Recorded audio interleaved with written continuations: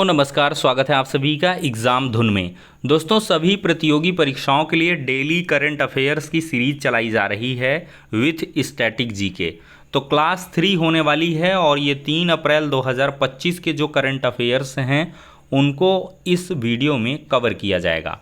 तो चलिए दोस्तों, वीडियो को शुरू करते हैं। तो दोस्तों, ये पहला क्वेश्चन काफ़ी इम्पोर्टेंट रहने वाला है और इसमें प्रश्न दिया हुआ है, हाल ही में किसे प्रधानमंत्री नरेंद्र मोदी का निजी सचिव नियुक्त किया गया है। तो इसके 4 विकल्प हैं, अभय ठाकुर, नागराज नायडू काकनूर, इनाम गंभीर और निधि तिवारी।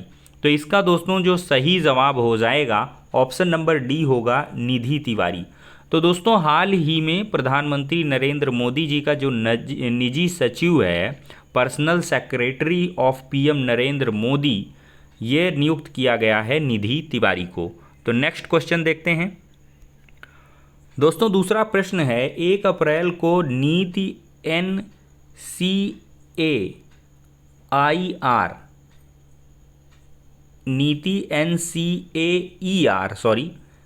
राज्य आर्थिक मंच पोर्टल का शुभारंभ किसके द्वारा किया गया है। तो हु लॉन्च्ड द नीति NCAER state economic forum portal on 1 अप्रैल। तो इसमें 4 विकल्प हैं, राष्ट्रपति द्रौपदी मुर्मू, वित्त मंत्री निर्मला सीतारमण, और तीसरा है प्रधानमंत्री नरेंद्र मोदी, और चौथा है गृह मंत्री अमित शाह। तो दोस्तों, इसका सही जवाब हो जाएगा वित्त मंत्री निर्मला सीतारमण। तो दोस्तों, इसका दूसरा विकल्प सही होगा। तो 1 अप्रैल को नीति NCAER state economic forum portal का जो शुभारंभ है वो वित्त मंत्री निर्मला सीतारमण के द्वारा किया गया है। चलिए अगला प्रश्न लेते हैं। दोस्तों, प्रश्न है, राजस्थान स्थापना दिवस प्रतिवर्ष किस तारीख को मनाया जाता है। तो इसके 4 विकल्प हैं, 27 मार्च, दूसरा है 28 मार्च, तीसरा है 29 मार्च और चौथा है 30 मार्च। तो दोस्तों, इसका सही जवाब होगा 29 मार्च। ठीक है, ये राजस्थान स्थापना दिवस प्रतिवर्ष इसी तारीख को मनाया जाता है। थोड़ा सा सुधार करेंगे दोस्तों, ये थोड़ा सा गलत हो गया, 30 मार्च इसका सही जवाब होगा। 30 मार्च को ये मनाया जाता है क्योंकि इसको 1949 से जोड़ करके देखा जाता है। 30 मार्च 1949 को राजस्थान राज्य का गठन हुआ था, तो इस वजह से इसको फाउंडेशन डे सेलिब्रेट किया जाता है राजस्थान का 30 मार्च को। ठीक है, 30 मार्च 1949 को राजस्थान राज्य की स्थापना हुई थी, इसका गठन हुआ था, तो इस वजह से 30 मार्च को इसके स्थापना दिवस के रूप में प्रतिवर्ष मनाते हैं। दोस्तों, अगला प्रश्न है, वर्ष 2025 के लिए अंतर्राष्ट्रीय योग दिवस की थीम क्या है। What is the theme of international yoga day 2025। तो योगा और स्वास्थ्य, स्वयं और समाज के लिए योग, एक पृथ्वी एक स्वास्थ्य के लिए योग, मानवता के लिए योग। तो दोस्तों, इसका सही जवाब होगा एक पृथ्वी एक स्वास्थ्य के लिए योग, yoga for one earth one health. ये अंतर्राष्ट्रीय योग दिवस 2025 की थीम है, इसको रट लें, काफ़ी इंपॉर्टेंट दोस्तों ये प्रश्न रहने वाला है, काफ़ी इंपॉर्टेंट है। एक पृथ्वी एक स्वास्थ्य के लिए योग, ये अंतर्राष्ट्रीय योग दिवस 2025 की थीम है। मोस्ट इंपॉर्टेंट ये क्वेश्चन है, वेरी वेरी मोस्ट इंपॉर्टेंट, इसको जरूर याद कर लें। दोस्तों, अगला प्रश्न है, वर्तमान में वस्त्र उद्योग का देश के सकल घरेलू उत्पाद यानी कि GDP में लगभग कितना प्रतिशत योगदान है। What is the current contribution of textile industry to India's GDP। 2%, 5%, 4% या 9%। तो इसका सही जवाब होगा 2%। दोस्तों, देखा जाए तो वर्तमान में जो टेक्सटाइल इंडस्ट्री है उसका GDP में कंट्रीब्यूशन 2% का है। दोस्तों, अगला प्रश्न है, सागरमाला कार्यक्रम ने वर्ष 2025 में कितने वर्ष पूरे किए हैं। 5 ईयर्स, 7 ईयर्स, 10 ईयर्स, 15 ईयर्स। तो दोस्तों, इसका सही जवाब होगा 10 ईयर्स, चूँकि दोस्तों 2015 में सागरमाला कार्यक्रम की शुरुआत हुई थी और ये 2025 है, तो ऐसे में 10 साल सागरमाला कार्यक्रम के कंप्लीट हो चुके हैं। तो how many years has the Sagarmala programme completed in 2025? Right answer is 10 years. दोस्तों अगला प्रश्न है, हाल ही में उत्तर प्रदेश सरकार ने पिछले 8 वर्षों में सौर ऊर्जा उत्पादन में कितनी वृद्धि की घोषणा की है? Recently how much Uttar Pradesh increased it's solar energy production in the last 8 years? तो इसका सही जवाब हो जाएगा 10%। तो दोस्तों उत्तर प्रदेश सरकार ने पिछले 8 वर्षों में सौर ऊर्जा उत्पादन में 10% वृद्धि की घोषणा की है। दोस्तों अगला प्रश्न है, हाल ही में किस आईआईटी संस्थान ने टेक्निकल फेस्टिवल टेक कृति 2025 का आयोजन किया? Which IIT recently organize the technical festival Techkriti 2025? Techkriti, तो दोस्तों IIT Delhi, IIT Kanpur, IIT Mumbai, IIT Chennai. तो इसका सही जवाब दोस्तों हो जाएगा आईआईटी कानपुर। एक्सप्लेनेशन देख लेते हैं थोड़ा सा। तो दोस्तों आईआईटी कानपुर ने टेक कृति 2025 नामक टेक्निकल फेस्टिवल का आयोजन किया है। चलिए अगला प्रश्न है, हाल ही में बहुराष्ट्रीय वायु अभ्यास यानी कि INIOCOS 2025 कहाँ आयोजित किया गया? थाईलैंड, ग्रीस, जापान और रूस। तो सही जवाब आप लोग बताएं फटाफट। तो इसका सही जवाब आई थिंक सोच लिया होगा आपने, बिल्कुल सही सोचे हैं, ग्रीस। इसका सही जवाब है ग्रीस। तो दोस्तों ग्रीस में बहुराष्ट्रीय वायु अभ्यास NIOCOS 2025 का आयोजन हुआ है। अगला प्रश्न है, हाल ही में कहाँ 6 दिवसीय 37वां कथक महोत्सव 2025 आयोजित हुआ है? Where was the 6 day 37th Kathak festival 2025 recently organised? Assam, Gujarat, New Delhi, Kerala.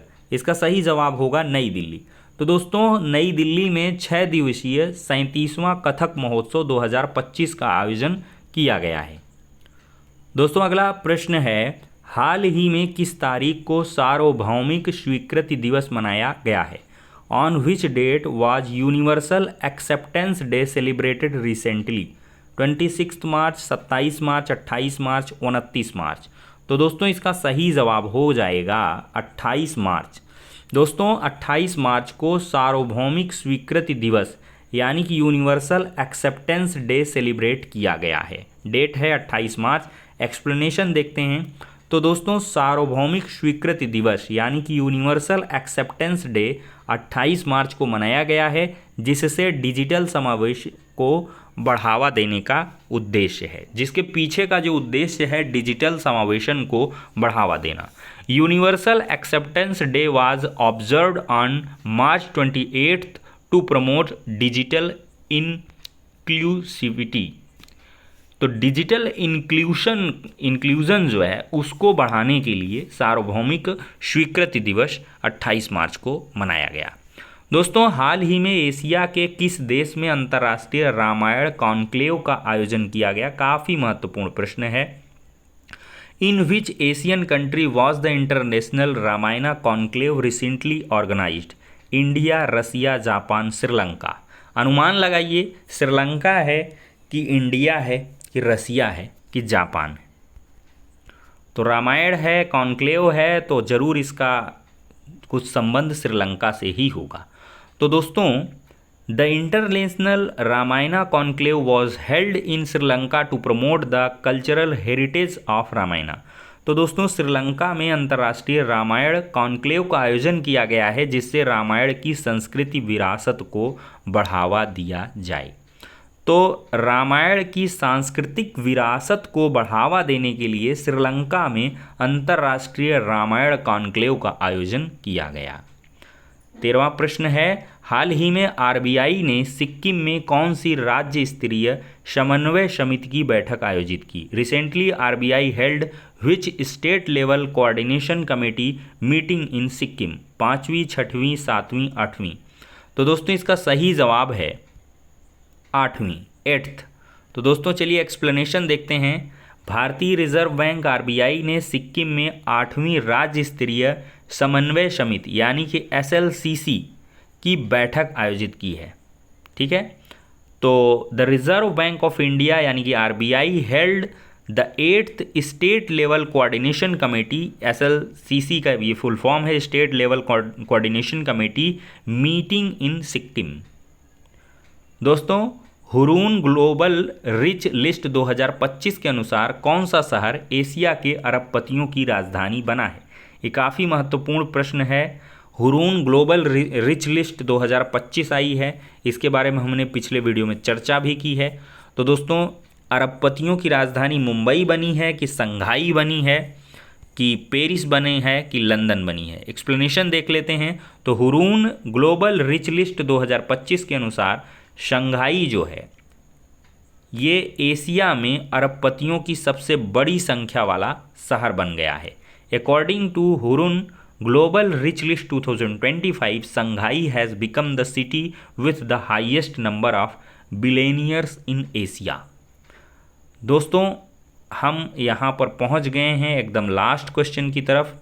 Last question है हमारे इस वीडियो सेशन का। हाल ही में किस मंत्रालय ने डिजिटल फसल सर्वेक्षण यानी कि DCS प्रणाली शुरू की है? काफ़ी महत्वपूर्ण प्रश्न है दोस्तों। Which ministry has recently launched the digital crop survey system?